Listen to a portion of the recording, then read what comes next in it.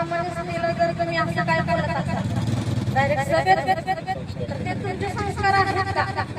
आमदार माझे आमदार तुमचे हे संस्कार आहेत.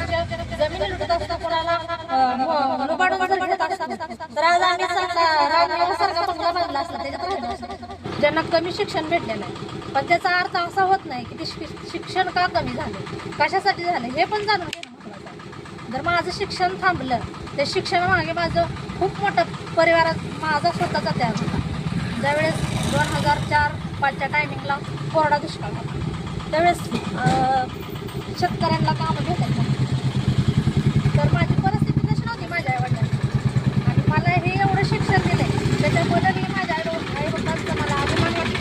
मी तेव्हा शिक्षित असताना पण मला शिक्षण दिलं आणि मला एवढं सांगावं वाटतं की एक स्त्री जी सामान्य स्त्री असते सामान्य स्त्रीला जर तुम्ही असं काय बोलत असाल डायरेक्ट सभेतून तर ते तुमचे संस्कार आहेत का?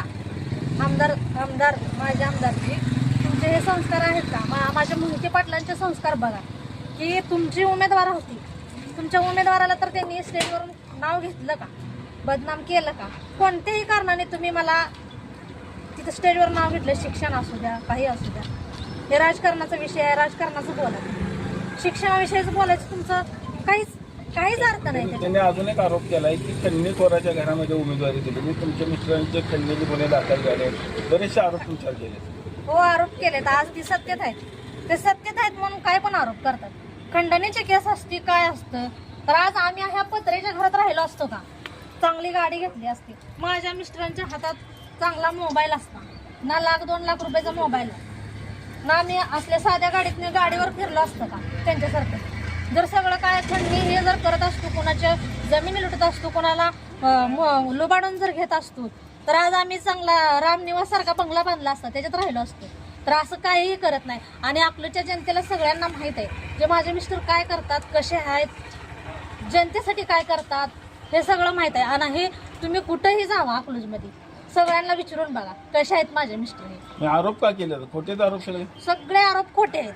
हे फक्त मोहिते पाटलांना बदनाम करण्याचे आरोप आहेत. मोहिते पाटलांबरोबर माझे मिस्टर कायम त्यांच्या म्हणजे जे जनसेवा करतात त्याच्याबरोबर असतात आणि त्या जनसेवेच्या त्यांच्या माध्यमातून ते त्यांचं काम करतात म्हणून मोहिते पाटलांबरोबर माझ्या मिस्टरांची ती बदनामी करतात. अजून एक नारा दिलाय की अकलूज दहशत मुक्त करणार, खंडे मुक्त करणार. अकलूज दहशतच नाही. अकलूज मध्ये जर दहशत असती तर बाहेरून येऊन लोकांनी आज जागा घेतले, जमिनी घेतलेत, घरं बांधले. जर दहशत असते अकलूज मध्ये तर ते लोक बाहेर न येऊन राहिले असते का? इथं एक तर दहशत ह्यांचीच आहे, भाजपची दहशत आहे अकलूज मध्ये, ती भाजपची दहशत संपवायला पाहिजे पहिली. आणि माझं अकलूजच्या जनतेला एवढंच आव्हान आहे की त्यांनी आपली जे म्हणतात ना दहशत आहे तर ह्या निवडणुकीच्या माध्यमातून 2 तारखेला मतदान करून त्यांची दहशत संपवावी एवढीच विनंती आहे. काय नक्की कोण आहे याच्यामध्ये? राम सातपुते आरोप केले, पालकमंत्री आरोप करतायत, काय नक्की कशासाठी? हे फक्त त्यांच्या सरकाराच्या त्यांचं सत्तेचं सरकार आहे त्याच्या बळावरती बोलते. हे आरोप बिनबुडाचे आहे, ह्याला काहीही अर्थ नाही, या आरोपाला कोणताच अर्थ नाही. पण मला एवढीच विनंती आहे की अकलूजच्या जे सर्वसामान्य महिला आहेत जे माझ्यासारखे कितीतरी आहेत, मला एवढंच वाटतं हे संस्कार संस्कृती म्हणतात. काय आहे त्यांचे संस्कार संस्कृती? एका महिलेची टीका तुम्ही शिक्षणाविषयी करताय भर सभेत, जाऊ करू द्या. त्यांच्या सभेत माझा प्रचार केला त्यांनी काल, मला भारी वाटलं. अरे मी कुठं गेले आज पूर्ण तुमची मीडियावाली होती. एक साधारण कुटुंबातली महिला पूर्ण महाराष्ट्रात गाजली, त्यांच्या सभेत केलाय. मला छान वाटलं आणि भारी वाटलं की माझ्या शिक्षणाचा विषय त्यांनी काढून, जे की माझी परिस्थिती नसताना सुद्धा मी तेवढं शिकले. काढायला नको होता त्यांनी असं वाटतं? नक्कीच काढायला नाही पाहिजे, कुठल्याच महिला विषय नाही काढायला पाहिजे. त्यांचा कुणाचाच अधिकार नाही, कुणाचं शिक्षण किती झालं काय झालं. अरे त्यांची परिस्थिती बघा, आधी परिस्थिती बघायला पाहिजे. त्या परिस्थितीतून त्यांनी कसं दिवस काढले हे तुम्हाला माहिती आहे का? तुम्ही बघायला आलता का?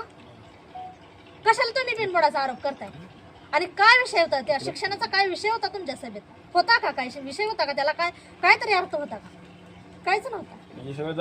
सगळं जाणीवपूर्वक फक्त मोहिते पाटलांना बदनाम करायचा विषय आहे ह्याच्यात, दुसरं काहीच नाही त्यांना. आणि त्यांना एक भीती वाटते की आमचा प्रचार चालू झालेला आहे. कितीतरी सभा झाल्या आमच्या कॉर्नर काल सभा झाल्या. ह्यांच्या काल सभेत अकलूज मधले किती लोक होती तुमच्या चॅनल वरती बघा समोर. त्यांचीच लोक होती का बाहेरून आणली होती? अकलूज मधली लोक होती का त्या सभेत? अजिबात नव्हती अकलूज मधली लोक. सगळे बाहेरचे लोक होते, उमेदवारच तेवढे बसलेले होते.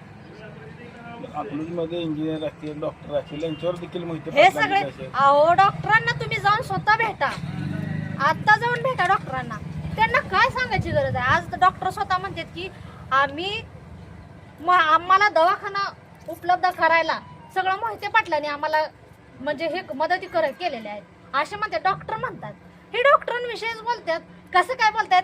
तुम्ही तर पत्रकार आहेत, तुम्ही तर स्वतः जाऊन तिथं बोलताय. त्यांना तिथं काय मोहिते पाटील येतात का त्यांना सांगायला? काहीच गरज नाही. आज जर सगळं तसं काय असतं तर प्रत्येक ठिकाणी आम्ही मग प्रचाराला जातो, तिथं आरती हळदी कुंकू लावून आमचा सत्कार केला नसता. जे मोहिते पाटलांचं काम आहे हे ह्याच्यातूनच दिसून येत आहे आणि 3 तारखेला हे त्यांना कळणारच आहे. राम सातपुते कशासाठी हे सगळं बोलतात? काय म्हणजे पराभव वगैरे झाला ते तर आहेच की, पराभव झालाय म्हणून बोलणारच आहे ना. पराभवाची भीती तर असतीच ना. आणि आता ही पराभवच होणार आहे. माझे आमदार साहेब, आता पण तुमचा पराभवच होणार आहे. त्याला तुम्ही सामोरे जावा. विजय नक्की आपल्याला असणार. 100% विजय आपलाच आहे. 101% विजय आपलाच होणार आहे.